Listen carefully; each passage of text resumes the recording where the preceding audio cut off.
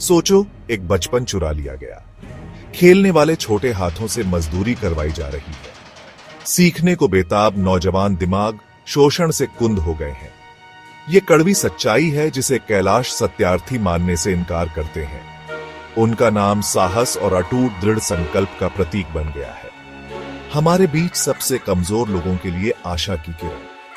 कैलाश सत्यार्थी का जीवन इस बात का प्रमाण है कि एक व्यक्ति भी बदलाव ला सकता है, चाहे कितनी भी कीमत क्यों ना चुकानी पड़े, न्याय के लिए लड़ सकता है। वह हमारे समय के हीरो हैं। हजारों बच्चों को गुलामी और शोषण के चंगुल से छुड़ा रहे हैं। उनकी कहानी हम सभी के लिए एक्शन लेने का आह्वान है। कैलाश सत्यार्थी के सफर की शुरुआत भारत के दिल विदिशा मध्य प्रदेश में हुई। 1954 में जन्मे उनका बचपन छोटे शहर के जीवन की साधारण खुशियों से भरा था। वह अपनी पढ़ाई में अव्वल रहे, एक तेज दिमाग और दयालु दिल के शुरुआती संकेत दिखाते हुए।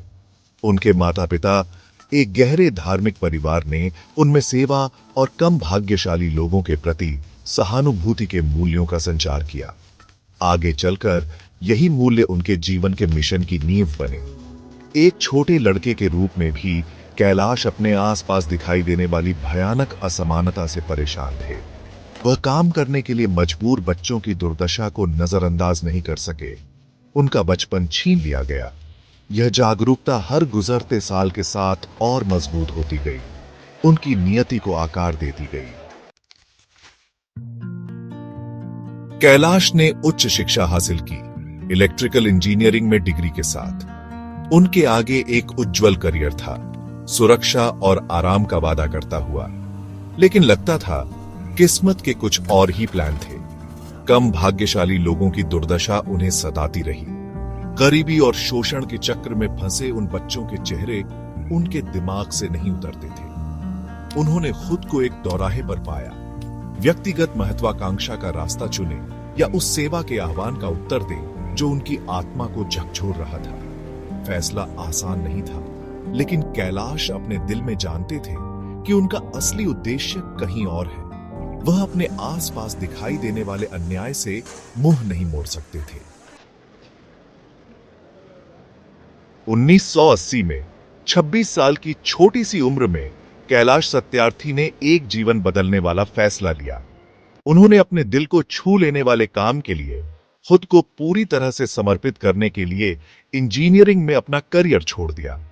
उन्होंने बचपन बचाओ आंदोलन की स्थापना की। बाल श्रम के खिलाफ लड़ाई में यह संगठन उनका हथियार बन गया, एक ऐसी ताकत जिससे निपटना मुश्किल था। अटूट विश्वास और जुनून से प्रेरित होकर कैलाश और उनकी टीम ने एक खतरनाक यात्रा शुरू की। उन्होंने बच्चों को जबरन मजदूरी से मुक्त करने के लिए अपनी जान जोखिम में डालकर कारखानों और वर्कशॉप पर छापे मारे। उनके प्रयासों ने समाज के काले पक्ष पर प्रकाश डाला, बाल शोषण की क्रूर वास्तविकता को उजागर किया। दुनिया देख रही थी। भाग 5, अंधेरे से टक्कर। कैलाश ने जो रास्ता चुना वह खतरे से भरा था। बाल श्रम के खिलाफ लड़ाई का मतलब अक्सर शक्तिशाली और क्रूर लोगों का सामना करना होता था। बच्चों को अक्सर दयनीय हालत में बंदी बनाकर रखा जाता था और उन लोगों द्वारा पहरा दिया जाता था जो उनके दुख से लाभ कमाते थे। धमकियां आम बात थीं और हिंसा एक निरंतर साथी थी। कैलाश खुद खतरे से अछूते नहीं थे। उन्हें पीटा गया, कैद किया गया और उनके जीवन के खिलाफ कई धमकियां मिली। लेकिन डर एक ऐसी विलासिता थी जिसे वह वहन नहीं कर सकते थे।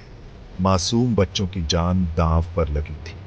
विपरीत परिस्थितियों में उनकी अटूट भावना और साहस वास्तव में उल्लेखनीय था। वह दृढ़ रहे, यह जानते हुए कि बचाया गया प्रत्येक बच्चा अन्याय के खिलाफ एक जीत है। भाग 6, बेजुबानों के लिए एक वैश्विक आवाज। कैलाश सत्यार्थी के अपने काम के प्रति अटूट समर्पण पर किसी का ध्यान नहीं गया। उनके काम ने अंतर्राष्ट्रीय स्तर पर ध्यान आकर्षित करना शुरू कर दिया। बाल श्रम के वैश्विक मुद्दे पर प्रकाश डाला। वह बेजुबानों के लिए एक शक्तिशाली आवाज बन गए। अंतर्राष्ट्रीय मंचों पर बच्चों के अधिकारों की वकालत करते हुए विश्व के नेताओं ने उनके संदेश की तात्कालिकता को पहचानते हुए ध्यान दिया। उनके प्रयासों का समापन 2014 में एक ऐतिहासिक क्षण में हुआ।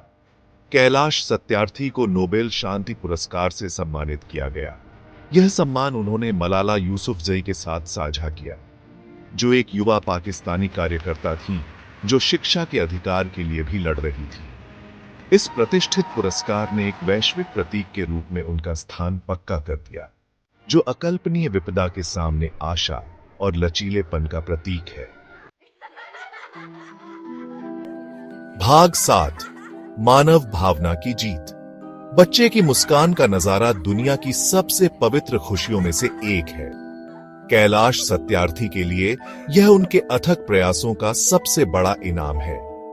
वर्षों से वह 84,000 से अधिक बच्चों को शोषण के चंगुल से बचाने के लिए सीधे तौर पर जिम्मेदार रहे हैं। प्रत्येक बचाव अभियान उनकी अटूट प्रतिबद्धता और उनकी टीम की बहादुरी का प्रमाण है। लेकिन उनके काम का प्रभाव संख्या से कहीं आगे तक फैला हुआ है।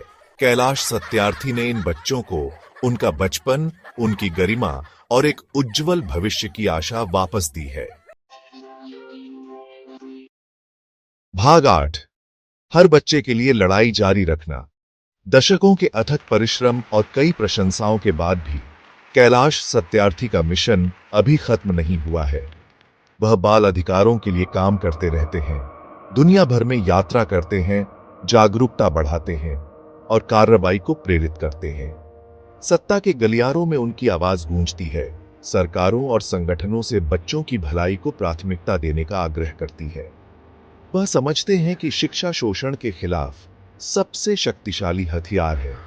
वह बच्चों की रक्षा करने वाली नीतियों की वकालत करते हैं, ये सुनिश्चित करते हैं कि उनकी शिक्षा, स्वास्थ्य सेवा और एक सुरक्षित और पोषण का माहौल तक पहुंच हो। उनका काम एक निरंतर याद दिलाता है कि न्याय की लड़ाई कभी खत्म नहीं होती है। भाग 9, आंदोलन में शामिल हो। कैलाश सत्यार्थी का जीवन और कार्य हम सभी के लिए प्रेरणा है।